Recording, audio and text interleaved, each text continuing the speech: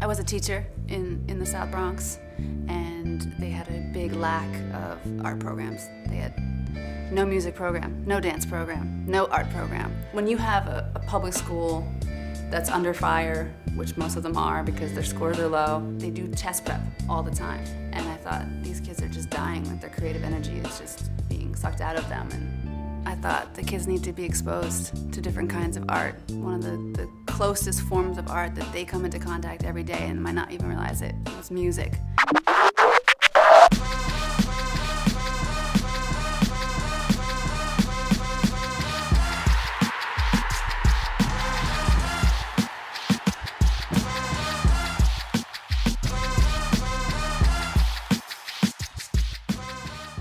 Hip-hop isn't a music. I think that's a common misconception of people who are not in the hip-hop world. Hip-hop is a culture that's dedicated to the upliftment of oneself.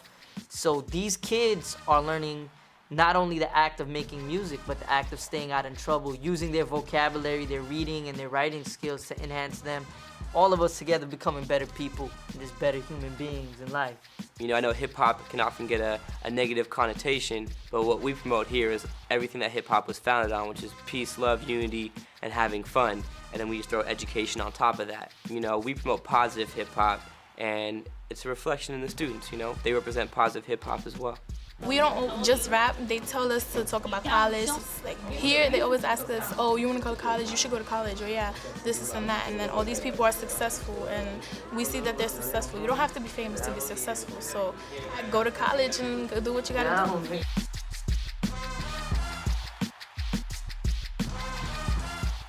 It's more than just us coming in here and teaching them how to rap, because each lesson is like a life lesson. It's a little community. We have 8 to 12-week sessions teaching the kids a song structure, and then they get in groups and they start writing their own songs. We think about a theme each time. They usually pick a theme, and then we teach them performance technique, and then they perform. That's the basic outline.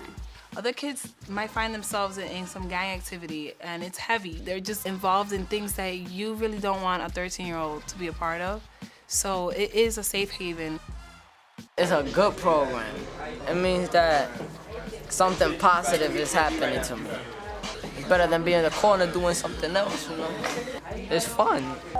It's a place where you can express yourself. Like, it keeps you out of the streets, and it lets you be yourself. If I'm having trouble at home, or trouble in the streets, or trouble in school, I just come here, and it's like, it's a relief.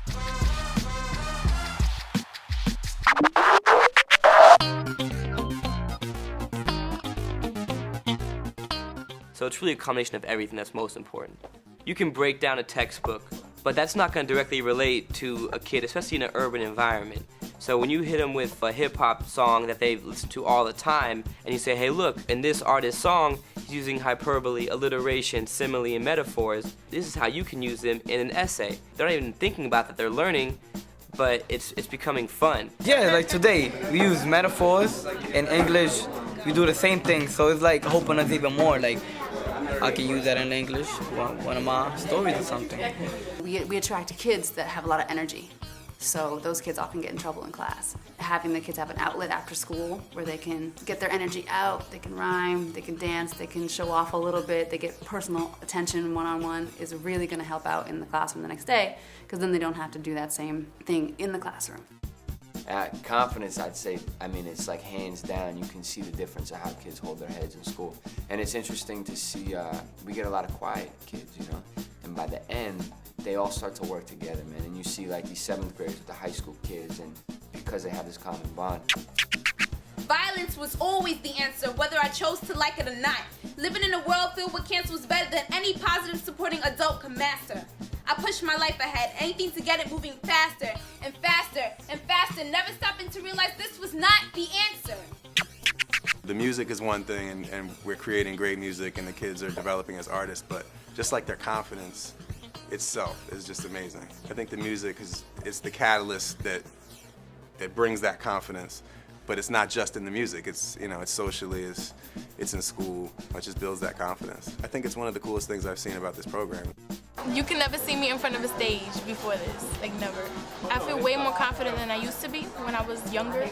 Like I was always the shy girl in the corner, and I'm not scared to be up there because of what I do. I'm an MC.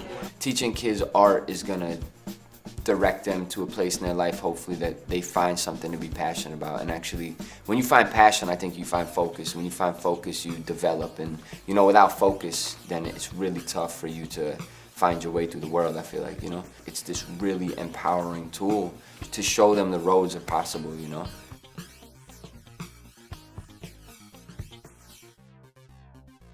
My friends, people that I grew up with, we went to pretty decent public schools, if not a great private school, where you had tons of options and tons of choices, so you could figure out, oh, I like this, I'm good at this, I can dance, I can ice skate. The kids in inner cities don't have that. We chose, when we started Urban Art Beat, hip hop as the medium to bring that out, because the kids really gravitate towards it. And it gets them excited, and they can share it with their friends and bring it home. Contributing to Urban Art Beat means that you're supporting recording of albums. The kids put out albums. You're supporting an after-school program that meets on a regular basis, so the kids are not out on the street corners. You're supporting a relationship between mentors. The kids don't have a lot of role models between probably the ages of 18 to 30. Our mentors fill that gap. It's not complicated, what we're doing. Putting kids in contact with artists and having a project at the end that makes everybody feel good. It's not difficult to do, and it can go anywhere. It can do anything.